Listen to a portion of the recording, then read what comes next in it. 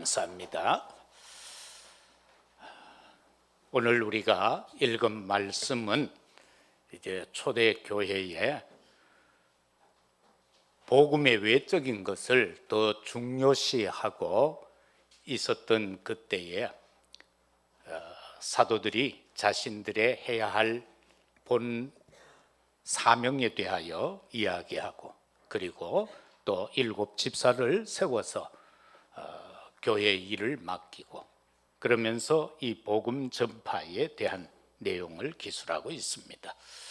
그런데 뒷부분에 보니까 이 스데반이 복음을 증거함에 있어서 많은 종교 지도자들이 스데반을 모함하는 사건이 일어납니다.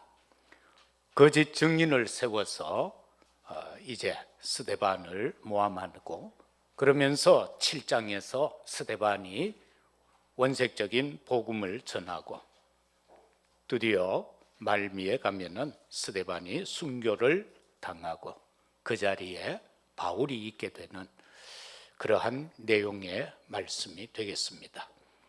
오늘 이 시대, 오늘 본문에도 그러했지만은 오늘 이 시대도 마찬가지로 복음 외적인 것에 더 관심이 많다. 복음 외적인 것에. 그래서 구제에 더 관심을 가지고 교회 안에서 다른 세속적인 문화를 끌어들이는 그런 상황이 되어졌다. 그리고 규례에 얽매이는 일들이 일어나졌다라는 겁니다. 저는 이 주간에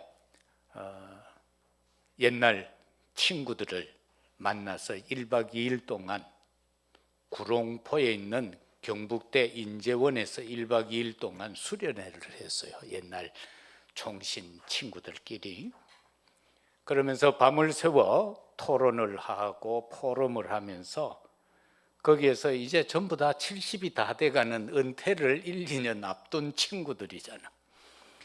거기에서 전부 탄식하며 하는 이야기가 있었어요. 복음이 없어지고 있다. 복음이 없어지고 있다. 사도행정적 복음이 사라지고 있다. 그러면서 이런 이야기를 했어요. 참 요즘 사람들이 자족을 잃어버렸다. 우리가 그리스도 안에 있다면은 자족함을 누려야 되는데 자족함이 없어져 버렸다. 세상은 옛날보다 더 풍요로운 것이 많은데 그 속에서 자족을 잃어버렸다. 왜 그럴까? 세상과 육신적인 것에 묶여서 그런 것 아니냐.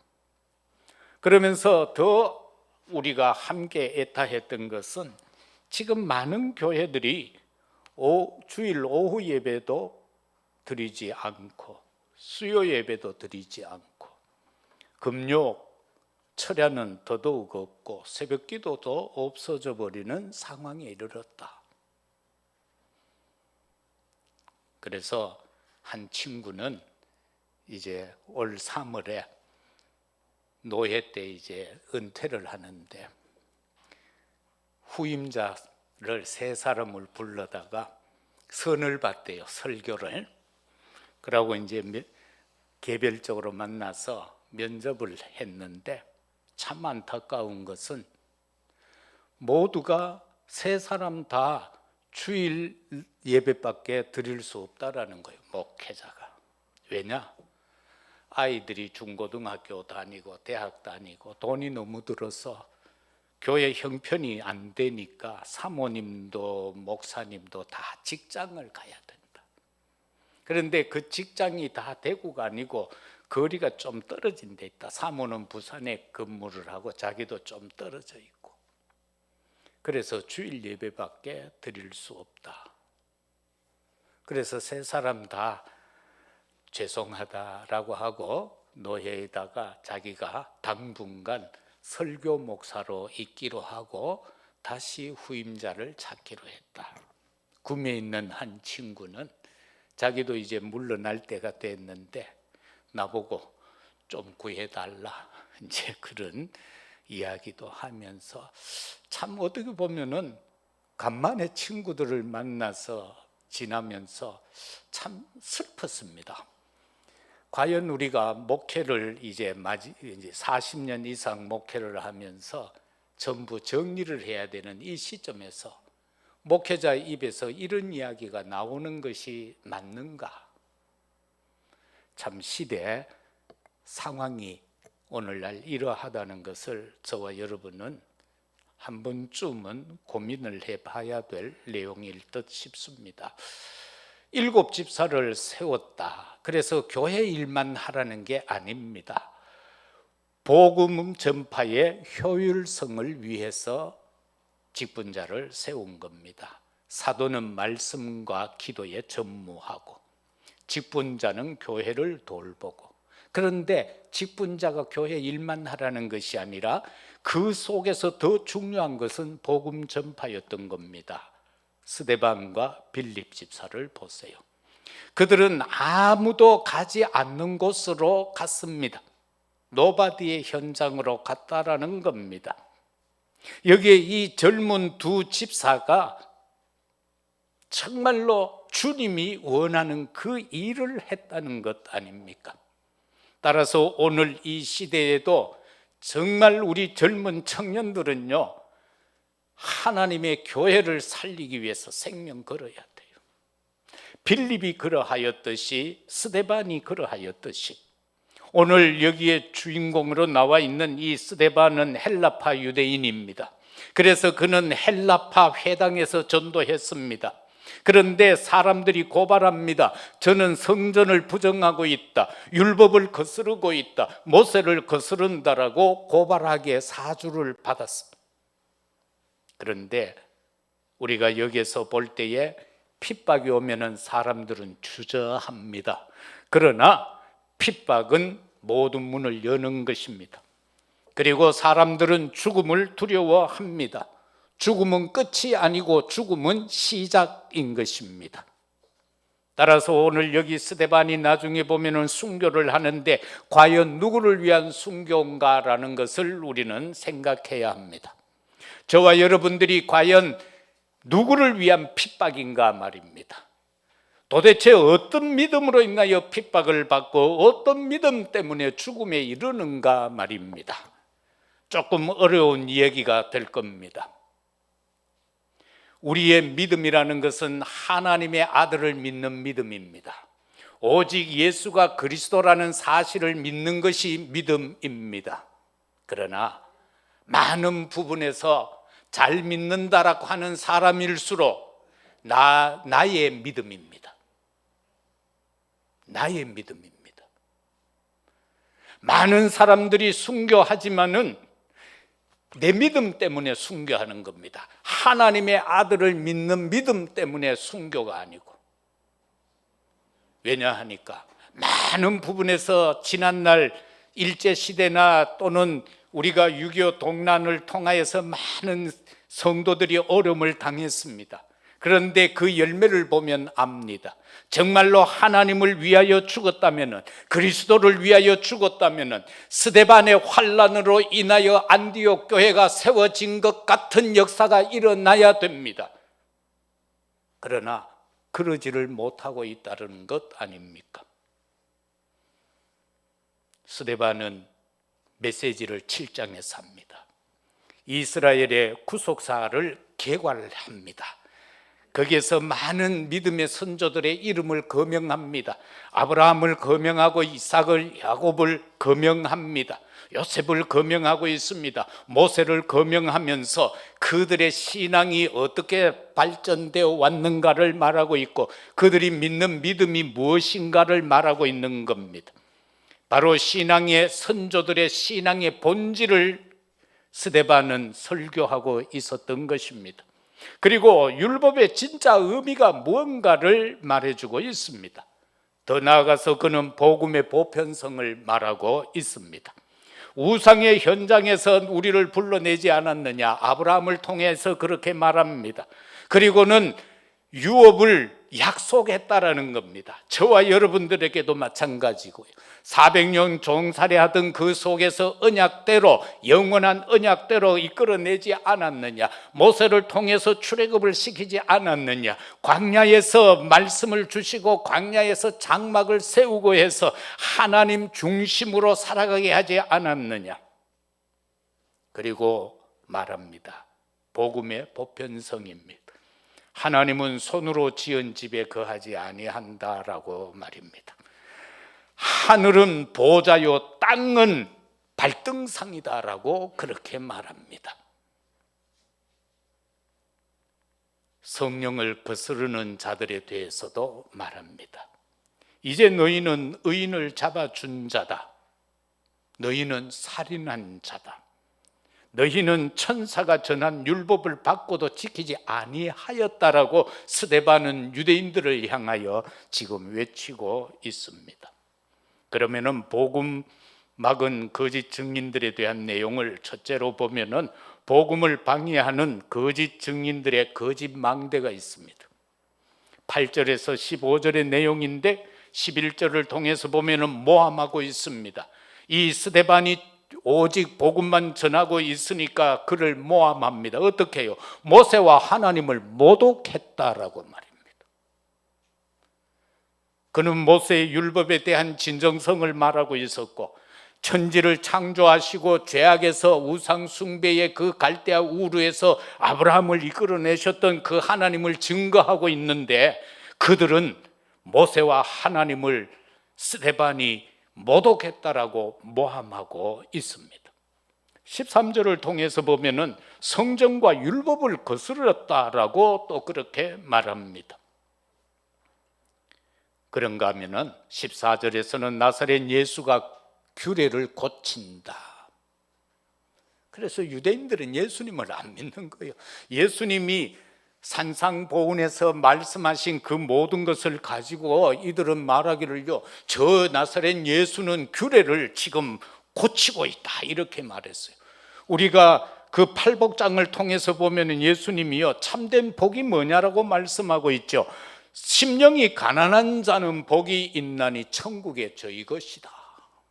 이러니까 이게 유대인들이 이해가 안 되는 거예요. 그런가 하면은 애통하는 자는 복이 있나니 저희가 위로를 받을 것이다. 온유한 자는 복이 있나니 땅을 기업으로 받을 것이다. 의에 줄이고 목마른 자는 복이 있나니 저희가 배부를 것이다.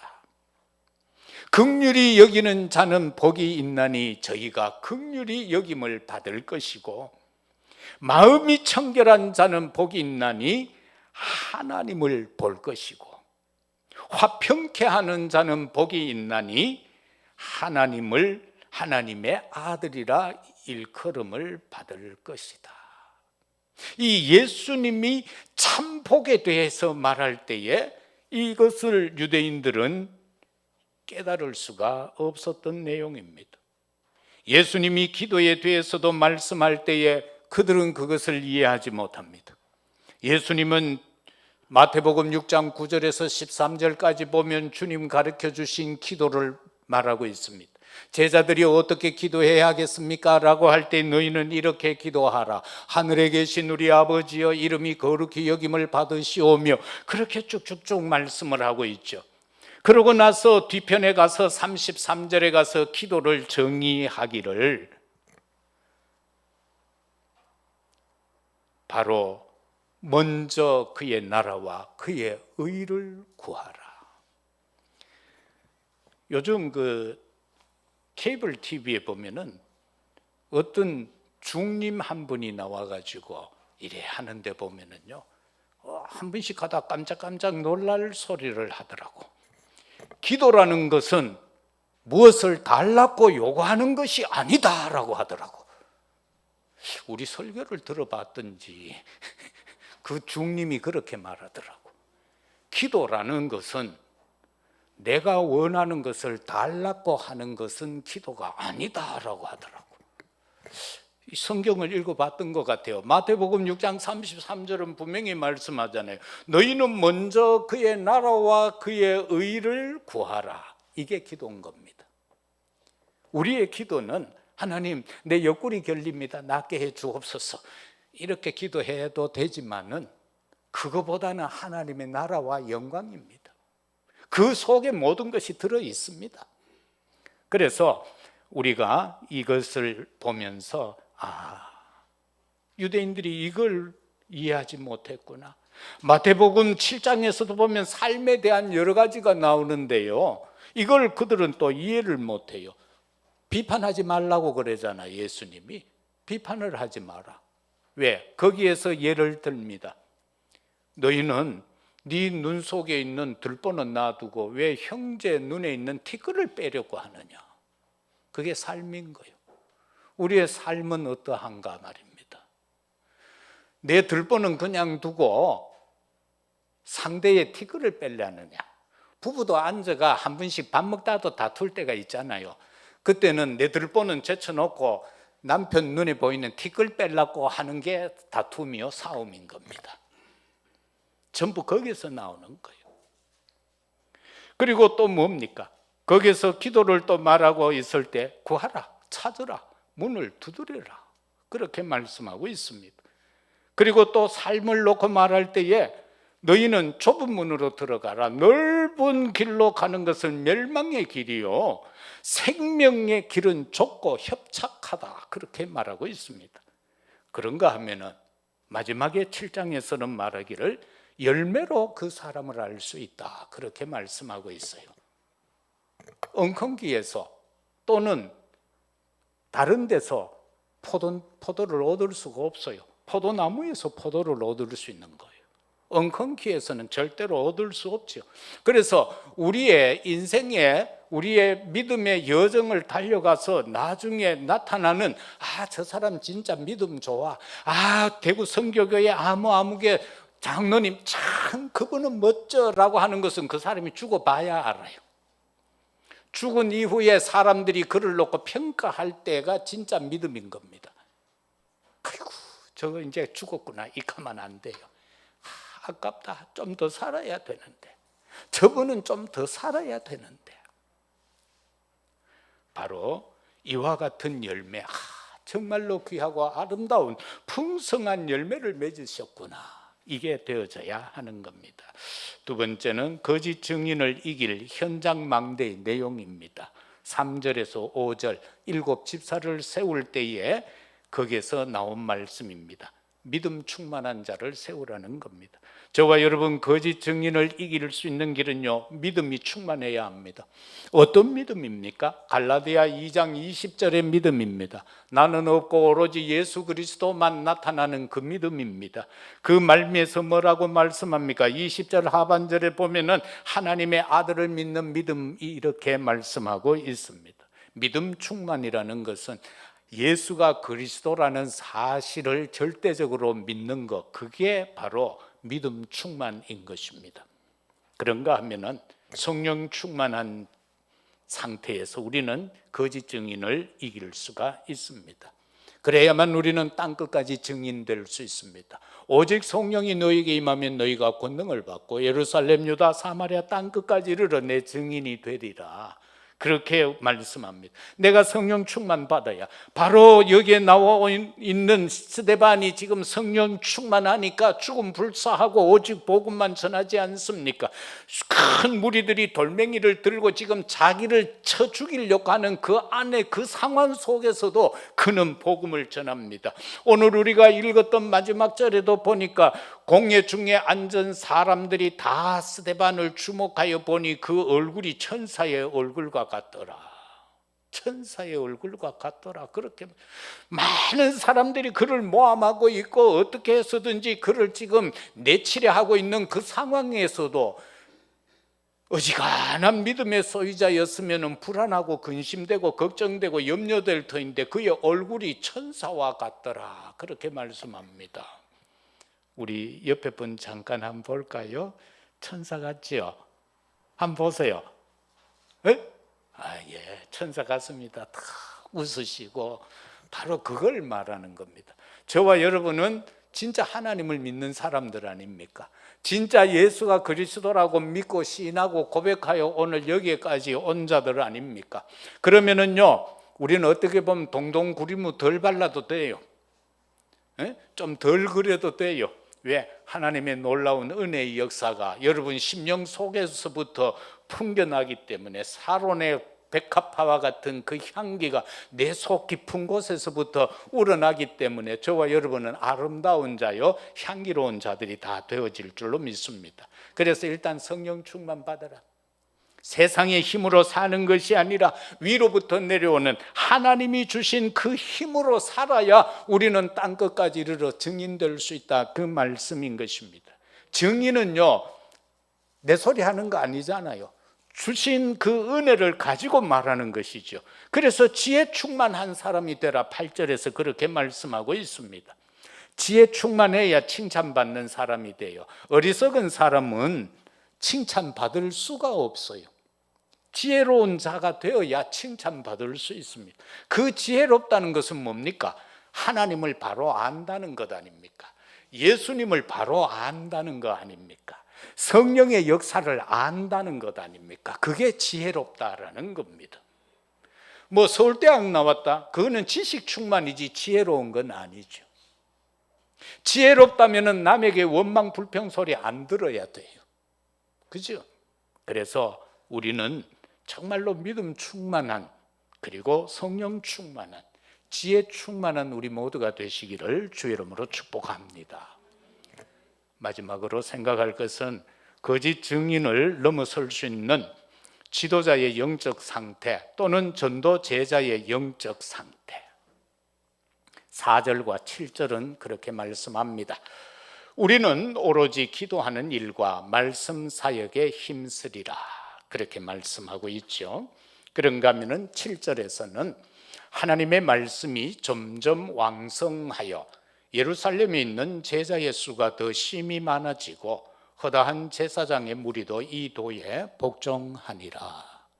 7 집사를 세웠어. 그런데 희한하게도 지금 사도들이 오직 말씀과 기도에만 전무했더니 그렇게 반대하던 제사장의 무리까지도 돌아오는 역사가 일어나고 있다는 사실입니다. 그래서 복음을 막는 거짓 증인들은요, 저와 여러분들이 정확한 복음만 전하고 진짜 하나님이 원하는 삶을 살아가면은 모든 것은 회복되어져 돌아온다라는 것을 저와 여러분들은 여기에서 확인할 수 있는 것입니다. 우리는 주로 보면은 뭐 해방이다, 독립이다 이런 말을 좀 쓰잖아요. 그저께가 3.1절 일제 36년에 포로되어 있던 우리가 속국되어져 있다가 뭐가 되어졌어요? 해방이 되어진 독립한 날이다, 그렇게 말하죠. 어떻게 보면은 그 독립이라는 말보다는 회복이라는 것이 더 맞겠죠. 저와 여러분의 신앙생활 속에서도 그러합니다. 우리는 모든 것 회복입니다. 내가 알지 못하여 사단에게 사로잡혀 있었지만은 그때도 우리는 하나님의 자녀입니다. 자녀이었던 것입니다. 다시 말하면은 하나님은 우리를 예정, 예지, 작정해 놓으셨죠. 우리가 엄마 모태에 있기 전부터 우리를 예정했다고 했습니다. 작정해 놓으셨던 겁니다. 그래서 우리가 태어나서 가정 환경과 그리고 여러 가지 관습 속에서 내가 하나님을 믿지 않았어, 교회에 다니지 않았어, 그래서 나는 불신자같이 살았어. 그러나 이미 우리는 하나님의 자녀이었던 것입니다. 그러나 어떤 계기가 되어져서 우리가 예수가 그리스도라고 시인하고 고백함으로 내가 하나님의 자녀된 신분과 권세를 회복한 겁니다. 회복한 겁니다. 그죠? 우리 집사님 같은 경우도 누군가를 만나서 복음을 받고 지난날의 그 삶을 되돌아보면서 아니었구나, 내 잘못이었구나, 그러면서 오늘 여기까지 이르렀던 것. 그러나 그때 내가 알지 못하고 살았을 그때도 이미 나는 하나님의 자녀였다라는 사실입니다. 그게 우리의 믿음이 되어져야 하는 겁니다. 그러면은 저와 여러분은 이 땅에서 낙심할 이유도 없습니다. 우리는요, 내일도 하나님의 자녀입니다. 내일 또 현장에 가서 넘어질 수 있습니다. 실패할 수도 있습니다. 사단에게 속아서 죄악에 빠질 수도 있습니다. 그러나 하나님의 자녀입니다. 하나님의 자녀이기 때문에 거기서 우리는 일어설 수 있는 힘이 주어지는데, 그게 바로 성령의 충만의 역사다라는 사실입니다. 오늘 말씀을 전하고 있는 저나 또는 말씀을 받고 있는 여러분들이나 지도자이든 아니면 전도 제자이든 갖추어야 할 것 딱 세 가지. 첫째, 오로지 기도밖에 없다. 오로지 기도밖에 없다. 다또 다능하고 무또 무능하고 소또 소능하다. 기도 많이 하면은 능력이 많이 올 거고, 기도 적게 하면은 적은 능력이 올 거고, 기도 안 하면은 무능력이다. 저와 여러분들의 통로는 기도다. 하나님과 나와의 모든 세상 말로 거래의 통로는 기도밖에 없다. 그게 약속의 줄입니다. 그게 생명의 줄입니다. 그 줄을 놓쳐버리면 우리의 영은 피폐해져 버립니다. 그래서 막 바쁘다 바빠서 기도 못 한다, 그거 하면 안 돼요. 출퇴근할 때 그 시간 10분이 되든 1시간 되든 그 속에서 기도하면 될 거다. 오늘 예배를 마치면은 우리 재훈이는 저 산골짜기 영양까지 가야 돼. 한 2시간 반 걸리지. 그 얼마나 좋은 기회라. 2시간 반 동안은 나하고 하나님하고 둘밖에 없어. 아버지도 없어, 엄마도 없어, 아무도 없어. 그 시간 하나님과 내가 부르짖어 봐. 그러면은 도착하면 성령 충만해가 막 차가 벌걸 끼라, 열이 달아올라가지고. 바로 그겁니다. 그것만 되면은 나는 살아있는 자다. 살아있는 자다. 막 찬송하고 기도하고 또 말씀 묵상해보고, 그러다가 또 막 안타까운 사람이 생각날 수 있잖아. 하나님, 내 친구 누구 좀 구원 빨리 때를 감하게 하셔서 구원받게 해 주옵소서. 그 기도도 하고, 아니면 막 가다 또 언뜻 생각나면 아버지, 내 원래 장가 가게 해 주옵소서. 그것도 해보고, 아니면은 대구로 발령나게 해 주옵소서. 그 기도도 해보고. 그렇게 하는 거예요. 시간 없는 게 아니에요. 내게 주어진 시간을 내가 활용하지 않기 때문이다. 그래서 그런데 우리는 자꾸 시간 없다라고 하면서 예배 빼묻고 그러잖아. 피곤해서. 하나님과의 관계가 내가 피곤한 거하고 뭐가 더 중요한가, 더 중요한 게 도대체 뭔가. 그래서 오로지 기도입니다. 이거는 경상도 말로 시도 때도 없이 할 수 있는 게 기도다. 그죠? 시도 때도 없이 할 수 있는 게 기도다. 그 속으로 들어가시기를 주 이름으로 축복합니다. 아침에 일어나면 딱 5분만 해도 되잖아. 하나님 감사합니다. 오늘 또 눈뜨게 해주셔서 감사합니다. 오늘 하루 이렇게 살아가게 해 주옵소서. 낮에는 뭡니까? 활동하는 시간, 그 만남을 놓고 기도하고 업을 놓고 기도하고 그러면 되잖아요. 저녁에는 정리하는 기도하면 되잖아요. 하나님, 내가 오늘 생각해보니 이거는 잘했는 것 같은데 이건 좀 못한 것 같았네요. 내일은 이것도 잘하게 해 주옵소서. 오늘 또 온 가족이 행복하게 저녁 먹고 잠자리에 들 수 있게 해주셔서 감사합니다. 그렇게 단순하게 기도하십시오. 어렵게 기도하려고 하지 말고, 멋지게 하려고 하지 말고 단순하게 그냥 대화하세요. 하나님, 이러이러합니다. 그렇게 말입니다. 두 번째는 오직 말씀입니다. 오늘날은 말씀보다 세상의 지식이 너무 가득 차 있어요. 그래서 목사 머릿속에도 지식이 너무 많고요. 나는 순간순간 우리 아버지 말씀을 떠올립니다. 김 목사, 네 책 너무 많다. 네 책이 너무 많다. 책은 읽으면 읽을수록 하나님이 없어진다 하시더라고. 세상 지식이 들어가면 들어가는 만큼 하나님은 없어진다 하더라고. 사실 그렇더라고. 책은 읽으면 읽은 걸 자꾸 인용을 하잖아. 말씀이 약화되어 버려. 오직 말씀입니다. 그 속에서 하나님의 창조의 능력의 역사가 이루어질 것입니다. 히브리서 4장 12절은 하나님의 말씀은 어떤 양면 날성 검보다도 더 예리하다. 혼과 영과 심령 골수까지 찔러 쪼개고 남는다라고 했어요. 치유의 근원도 뭡니까? 하나님의 말씀입니다. 인간의 마음의 상처 치유할 수 있는 거 판피린 먹는다고 낫습니까? 판콜 먹어야 돼요? 아니에요. 하나님의 말씀을 먹어야 치유가 되는 거예요. 내 경제도 말씀이 들어가야 치유가 되는 거예요. 하나님의 말씀이 주가 되어져야 되는 거예요. 그러면 모든 것은 돼요. 너무 바쁘다 보면 말씀이 어디 가쁘고 없어. 급할 때 찾으려고 하면 손에 잡히지도 않아요. 그 다음에는 은혜, 누림인 것입니다. 막 사람들이 전도 하려고 하는데 잘 안 되잖아요. 전도 싫어하는 사람 누가 있어요? 다 하고 싶잖아. 그런데 왜 안 되는가? 오로지 기도가 오직 말씀이 안 돼 있으면 전도는 안 되게 돼 있어요. 왜? 내 입에서 뭐 나갈 게 없어요.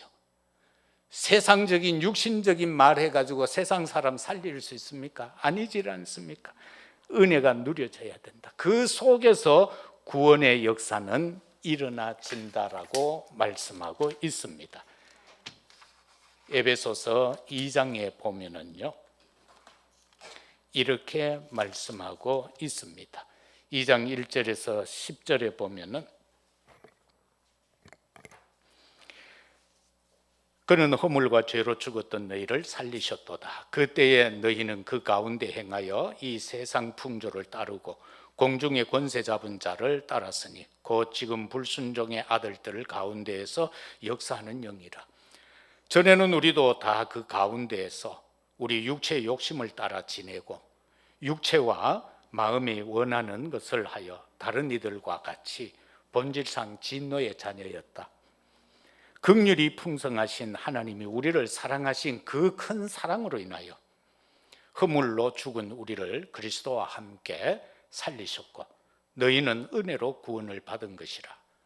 또 함께 일으키사 그리스도 예수 안에서 함께 하늘에 앉히시니 이는 그리스도 예수 안에 우리에게 자비하심으로 그 은혜의 지극히 풍성함을 오는 여러 세대에 나타내려 하심이라. 너희는 그 은혜에 의하여 믿음으로 말미암아 구원을 받았나니 이것은 너희에게 난 것이 아니요 하나님의 선물이라. 행위에서 난 것이 아니니 이는 누구든지 자랑하지 못하게 함이라. 우리는 그가 만드신 바라 그리스도 예수 안에서 선한 일을 위하여 지으심을 받은 자이니 이 일은 하나님이 전에 예비하사 우리로 그 가운데서 행하게 하려 하심이라. 모든 것 하나님이 하십니다.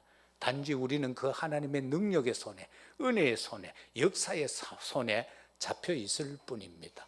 그래서 저와 여러분은 쓰임받아야 합니다. 말씀 맺겠습니다. 복음 막는 거짓 증인 이들은요 사단의 진을 치고 있는 자들입니다. 그 진을 무너뜨려야 합니다. 저와 여러분은 엘리야가 그러하였듯이 우리의 현장은 갈멜산 영적 전쟁의 현장입니다.